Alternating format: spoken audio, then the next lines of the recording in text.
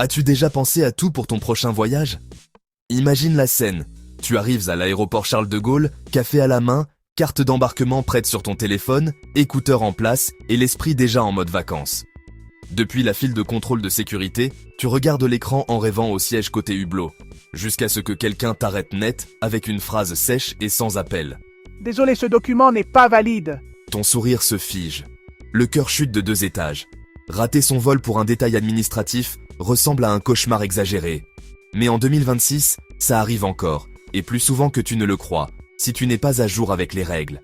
C'est pourquoi, allons droit à l'essentiel. Première règle du voyageur organisé, les documents ne s'improvisent pas. Renouvellement du passeport en France. En France, le passeport biométrique reste la clé maîtresse pour voyager en dehors de l'Union européenne. La carte nationale d'identité, CNI, permet de circuler à l'intérieur de l'espace Schengen. Mais si ta destination est New York, Tokyo, Marrakech ou Bangkok, le passeport est obligatoire, sans aucune exception. Règles en vigueur en 2026. Le passeport français est valable 10 ans pour les adultes et 5 ans pour les mineurs. La demande se fait uniquement dans une mairie habilitée disposant d'une station biométrique. Il est obligatoire de prendre rendez-vous à l'avance, et dans de nombreuses villes, le délai d'attente peut être de plusieurs semaines. Lors du rendez-vous, tu devras enregistrer tes empreintes digitales, présenter ton ancien passeport ou une CNI en cours de validité, fournir un justificatif de domicile récent, apporter une photo biométrique conforme, fond clair, expression neutre, sans lunettes ni couvre-chef, sauf raison médicale ou religieuse. Régler la taxe au moyen d'un timbre fiscal électronique, 86 € pour les adultes, 42 € pour les mineurs de 15 à 18 ans, 17 € pour les enfants de moins de 15 ans. Délai en 2026. Le délai de délivrance varie généralement entre 2 et 8 semaines, selon la période de l'année. Dans les zones très demandées comme l'Île-de-France, la région PACA ou les grandes villes, les délais peuvent s'allonger en haute saison. Il existe un passeport d'urgence, valable 1 an seulement, accordé uniquement dans des situations exceptionnelles, décès, maladie grave d'un proche ou déplacement professionnel urgent. Ce n'est pas un raccourci touristique. Conseil pratique clé, plus important que jamais. De nombreux pays exigent que le passeport soit valable au moins 6 mois après la date de retour, et pas seulement à l'entrée. Conserve toujours une copie numérique sécurisée, cloud ou téléphone, et une copie papier. En cas de perte ou de vol, cela te fera gagner du temps et t'évitera bien du stress au consulat. ETIAS, l'autorisation obligatoire pour entrer en Europe. Après plusieurs reports, l'Union européenne prévoit la mise en service de l'ETIAS en 2026. Ce n'est plus un projet lointain ni un jour peut-être. C'est un système qui sera bel et bien appliqué et que beaucoup de voyageurs ignorent encore. L'ETIAS, European Travel Information and Authorization System, concerne les citoyens des pays qui n'ont pas besoin de visa pour entrer dans l'espace Schengen, comme les États-Unis, le Canada, le Royaume-Uni, l'Australie ou le Japon. Qu'est-ce que cela signifie pour la France en 2026? Si tu es citoyen français ou d'un autre pays de l'UE, tu n'as pas besoin d'ETIAS pour voyager dans l'espace Schengen. Ta CNI ou ton passeport reste suffisant. En revanche, si tu attends des amis ou des proches venant de pays hors Europe, par exemple des Britanniques, des Américains ou des Canadiens, eux devront obligatoirement demander l'ETIAS avant de voyager. Attention, sans ETIAS approuvé, ils ne pourront même pas embarquer. Comment fonctionne l'ETIAS? Démarche. La demande se fait en ligne via le site officiel de l'Union européenne. Le coût est de 7 €, gratuit pour les moins de 18 ans et les plus de 70 ans. Le formulaire se complète avec des données personnelles, les informations du passeport et des questions de sécurité de base. Validité. L'ETIAS est valable 3 ans, ou jusqu'à l'expiration du passeport, la première échéance atteinte. Il permet des entrées multiples dans l'espace Schengen. Durée du séjour. Jusqu'à 90 jours sur une période de 180 jours, comme dans le régime actuel sans visa. Délai de réponse. Dans la majorité des cas, l'autorisation est accordée en quelques minutes. Si le système détecte une incohérence, le délai peut s'étendre jusqu'à 14 jours, voire plus, si des documents complémentaires sont demandés. Quels pays sont couverts par l'ETIAS? L'ETIAS s'applique à les 27 pays de l'espace Schengen, ainsi qu'à l'Islande, la Norvège, la Suisse et le Liechtenstein. Il ne s'applique pas au Royaume-Uni, qui conserve son propre système de contrôle aux frontières depuis le Brexit. Conseil pratique. Si tes amis ou des membres de ta famille venant de pays hors Europe prévoient de voyager en France, rappelle-leur de demander l'ETIAS avant d'acheter les billets, ou au minimum avec plusieurs semaines d'avance. Vérifie que le numéro de passeport est bien le même que celui utilisé lors de la demande. Changer de passeport invalide l'ETIAS. Attention aux sites non officiels. De nombreuses plateformes facturent des frais de gestion inutiles. En résumé, l'ETIAS n'est pas un visa, mais c'est bien un filtre obligatoire. Et comme souvent, plus d'un voyageur s'en rendra compte seulement à l'aéroport, quand il sera déjà trop tard. Si tu as déjà pris l'avion depuis Charles de Gaulle, Orly, Lyon-Saint-Exupéry ou Marseille, tu connais le rituel. File interminable, bac qui manque, et ce moment gênant où tu hésites à propos de ton parfum, passera ou finira à la poubelle. Pendant des années, la fin de la fameuse règle des liquides a été annoncée, mais en réalité, en 2026, la situation reste plus nuancée que ce que beaucoup imaginent. Situation réelle en 2026. Même si l'Union européenne a autorisé l'utilisation de scanners 3D, CT scanners, permettant de transporter des liquides sans limite, la règle des 100 ml reste en vigueur dans la majorité des aéroports français et dans de nombreux aéroports européens.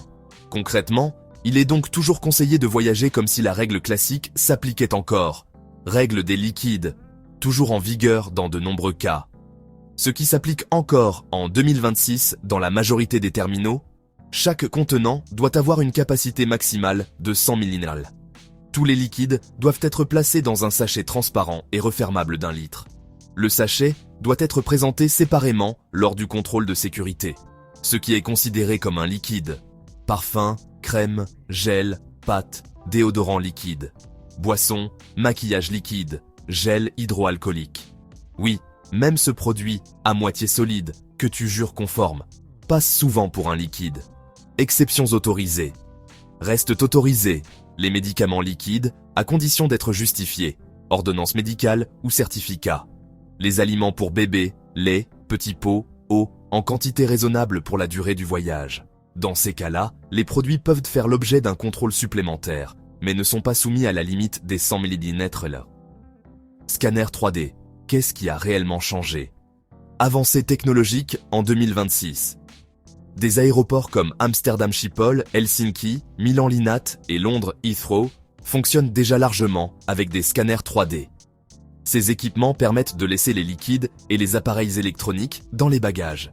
Et en France, Paris, Charles de Gaulle et Orly ont élargi l'utilisation des scanners 3D, mais pas dans tous les terminaux ni sur tous les postes de contrôle. Dans de nombreux cas, ils ne sont disponibles que dans les zones fast-track ou prioritaires. Il n'existe donc pas de règle unique valable pour tout l'aéroport. Résultat, 2 passagers, le même jour, le même aéroport, des règles différentes. Pour éviter les problèmes, prépare toujours un sachet de liquide de 100 ml. Même si tu penses qu'il y aura des scanners de nouvelle génération. Privilégie les produits solides, shampoing solide, savon solide, déodorant en stick. Consulte le site officiel de l'aéroport ou son application avant de partir. Certains terminaux indiquent quelle technologie est utilisée. En résumé, tant que les scanners de nouvelle génération ne sont pas déployés de manière homogène, la meilleure stratégie en 2026 reste de jouer la sécurité. Moins de discussions au contrôle, moins de produits jetés, et plus de temps pour ton café avant l'embarquement. Bagages, cabine et bagages enregistrés. Un voyage peut se dérouler parfaitement, jusqu'au moment où tu arrives à la porte d'embarquement et qu'un agent de la compagnie aérienne regarde ta valise avec l'air de dire « ça ne rentre pas ». En Europe, et en particulier au départ de la France, les règles concernant les bagages restent l'un des points les plus conflictuels. Et en 2026, loin de se simplifier, chaque compagnie aérienne conserve ses propres règles. Compagnies aériennes traditionnelles. Chez des compagnies comme Air France, Lufthansa, KLM, Iberia ou Swiss. Un bagage cabine avec des dimensions approximatives de 55 x 35 x 25 cm. Un accessoire personnel, sac à main, petit sac à dos ou sac pour ordinateur portable. Poids maximum, entre 8 et 12 kg, selon la compagnie et la classe du billet. Important, même si les dimensions sont similaires, le poids est bien contrôlé, en particulier sur les vols européens et les correspondances. Compagnie low cost, chez des compagnies comme Ryanair, EasyJet, Vueling, Wizz Air ou Transavia. Le tarif de base inclut uniquement un petit sac devant pouvoir être placé sous le siège devant toi, environ 40 kr 20 à 25 centimes. La valise cabine ou le grand bagage à main est facturé en supplément. Si ton sac ne respecte pas les dimensions, le supplément payé à la porte est très élevé. En 2026, les compagnies low cost restent strictes. Ce n'est pas de la mauvaise volonté, c'est leur modèle économique. Bagages enregistrés. Règle générale en 2026. Dans les compagnies traditionnelles, la limite standard est de 23 kg par bagage. Sur les vols long courriers ou avec des tarifs supérieurs, un deuxième bagage peut être inclus. Chez les compagnies low cost, le prix du bagage enregistré varie selon la route, la saison et le moment de l'achat. Attention, le surpoids est facturé au kilo, et le coût peut facilement dépasser le prix initial du billet. Conseil pratique pour les voyageurs en France. Pour éviter les mauvaises surprises.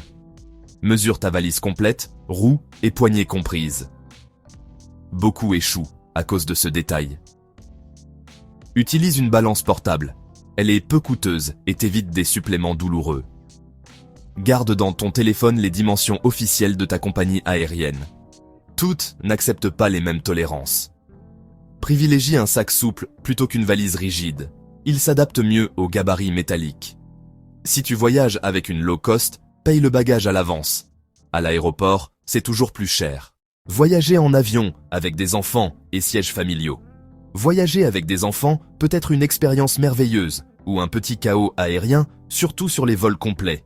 Pour éviter les situations absurdes, l'Union européenne et les autorités nationales ont renforcé les critères de protection des familles. Et en 2026, ces règles sont désormais clairement établies. Que dit la réglementation en 2026 ? Principe général, appliqué dans l'UE et en France. Les compagnies aériennes doivent faire tout leur possible pour que les mineurs soient assis à côté d'au moins un adulte accompagnant, sans frais supplémentaires, lorsqu'ils voyagent sous la même réservation. Ce principe s'applique même aux tarifs de base, à condition qu'il reste des sièges disponibles au moment de l'attribution. Dans la pratique en France, des compagnies comme Air France, Transavia, Corsair, EasyJet ou Vueling appliquent des politiques d'attribution automatique des sièges familiaux. L'objectif est d'éviter la séparation des mineurs et des adultes responsables, en particulier pour les jeunes enfants. Précision importante, il n'existe pas de loi européenne garantissant systématiquement des sièges côte à côte dans toutes les circonstances, mais il existe bien une obligation de protection du mineur que les compagnies aériennes doivent respecter. Quelles tranches d'âge sont concernées ?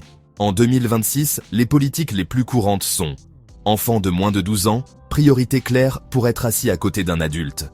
Bébés, moins de 2 ans, doivent voyager avec un adulte responsable assigné. Les adolescents plus âgés peuvent être séparés, mais les compagnies aériennes cherchent généralement à l'éviter lorsque des sièges sont disponibles. Conseil pratique pour les familles voyageuses. Pour voyager sans stress, réserve le plus tôt possible. Plus le billet est acheté à l'avance, plus il y aura d'options pour être assis ensemble. Effectue le check-in en ligne dès son ouverture, 24 à 48 heures avant. Le système attribue mieux les sièges. Emporte toujours les documents du mineur, CNI ou passeport enfant. Si le système te sépare, rends-toi au comptoir ou à la porte d'embarquement et demande une réaffectation. Aucun supplément ne devrait être facturé. Évite les modifications de dernière minute sur la réservation qui peuvent casser l'attribution automatique. Retard, annulation et bagages perdus.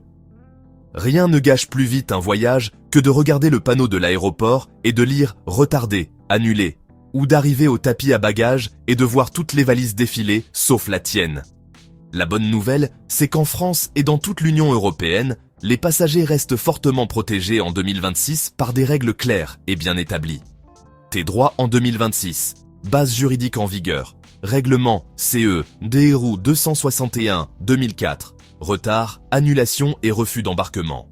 Convention de Montréal. Bagages endommagés, retardés ou perdus. Ces règles s'appliquent si ton vol part de l'UE ou ton vol arrive dans l'UE et est opéré par une compagnie aérienne européenne, même s'il provient d'un pays hors Europe. Vol retardé. Ce que prévoit la réglementation en 2026. Si tu arrives à destination avec 3 heures de retard ou plus, tu peux avoir droit à une indemnisation financière. Le montant dépend de la distance du vol, 250 €. Vol jusqu'à 1500 km, 400 €. vols au sein de l'UE de plus de 1500 km et autres vols entre 1500 et 3500 km 600 €. Vol de plus de 3500 km en plus, la compagnie aérienne doit te proposer repas et boissons, accès aux communications, appels, emails, hôtels et transports si le retard oblige à passer la nuit sur place. Vol annulé en cas d'annulation. Tu peux choisir entre le remboursement intégral du billet ou un vol de remplacement jusqu'à ta destination finale. Une indemnisation financière peut également être due, sauf si tu as été informé suffisamment à l'avance ou l'annulation est due à des circonstances extraordinaires, conditions météorologiques extrêmes, risques pour la sécurité, fermeture de l'espace aérien. Bagages retardés ou perdus, règle en 2026. Si ton bagage n'apparaît pas dans un délai de 21 jours, il est officiellement considéré comme perdu. Tu peux demander une indemnisation pouvant aller jusqu'à environ 1500 €, selon le taux de change et la situation.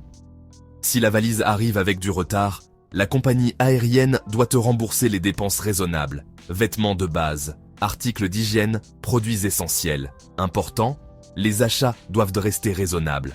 Ce n'est pas le moment de renouveler toute ta garde-robe. Conseil pratique.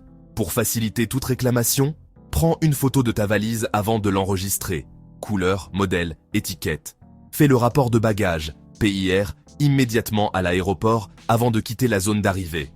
Conserve tous les reçus des dépenses liées au retard. Présente ta réclamation par écrit et dans les délais, généralement de 7 à 21 jours selon le cas. À retenir, les compagnies aériennes ne paient généralement pas d'elles-mêmes. Il faut réclamer, mais quand tu le fais correctement, la loi est de ton côté. Innovation en matière de sécurité dans les aéroports. Pour de nombreux voyageurs, le contrôle de sécurité reste le moment le plus stressant de l'aéroport. Sortir l'ordinateur portable, séparer les liquides, enlever la ceinture, la veste, la montre. Mais en 2026, l'expérience commence à évoluer progressivement en Europe et aussi en France. Scanners 3D, CT Scanner.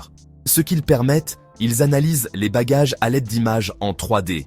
Dans les files équipées, il n'est plus nécessaire de sortir les ordinateurs portables, les tablettes et les liquides.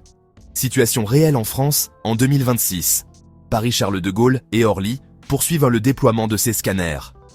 Toutefois, ils ne sont pas installés dans tous les terminaux ni à tous les points de contrôle. Leur utilisation reste plus fréquente dans les files Fast Track, les parcours pour voyageurs fréquents et les contrôles prioritaires. Résultat, l'expérience varie selon l'aéroport, le terminal et même l'heure de la journée. Files prioritaires et Fast Track. En 2026, les files Fast Track se développent de plus en plus dans les aéroports français. La priorité est donnée à voyageurs fréquents, passagers en classe business, personnes disposant d'un accès prioritaire. Pour les autres passagers, la modernisation progresse, mais elle n'est pas encore homogène. Correspondance internationale plus fluide. Avancées en Europe, des aéroports comme Amsterdam Schiphol, Dublin ou Madrid Barajas permettent déjà d'éviter un second contrôle de sécurité pour certaines correspondances. La France participe à cette harmonisation progressive des standards. Ce que cela signifie pour le voyageur, moins de files d'attente, moins de stress et des correspondances plus rapides, notamment sur les vols long courriers. Applications et alertes en temps réel. En 2026, la technologie est une alliée clé. Aéroports de Paris, ADP, propose des informations en temps réel sur les temps d'attente au contrôle de sécurité, les portes d'embarquement et les changements de dernière minute. Des compagnies aériennes comme Air France, Transavia ou EasyJet envoient des alertes directement sur le téléphone mobile. Les utiliser te permet d'arriver à l'aéroport avec un meilleur timing, d'éviter les files d'attente inutiles et d'anticiper les changements sans courir dans le terminal. Voyager depuis la France ou depuis n'importe quel pays de l'Union européenne en 2026 devient de plus en plus simple, à condition de connaître les règles. L'essentiel, en résumé, documents. Vérifie la validité de ta CNI ou de ton passeport biométrique. Pour sortir de l'UE, le passeport est obligatoire. ETIAS. En 2026, il entre en vigueur pour les voyageurs hors Europe qui n'ont pas besoin de visa. Sécurité. La règle des 100 mm continue de s'appliquer dans de nombreux aéroports, malgré les scanners 3D. Bagages. Chaque compagnie aérienne applique ses propres règles. Vérifie dimension et poids avant de partir. Famille. Les mineurs doivent être assis à côté d'un adulte dans la mesure du possible, sans frais supplémentaires. Droits des passagers. Retard, annulation et bagages perdus sont couverts par la réglementation européenne. Technologie. Les applications des aéroports et des compagnies aériennes aident à éviter les imprévus. En résumé, se préparer aujourd'hui, c'est garantir un voyage serein demain. Et la prochaine fois que tu traverseras l'aéroport, café à la main, tu le feras avec le sourire, en sachant que tout est sous contrôle.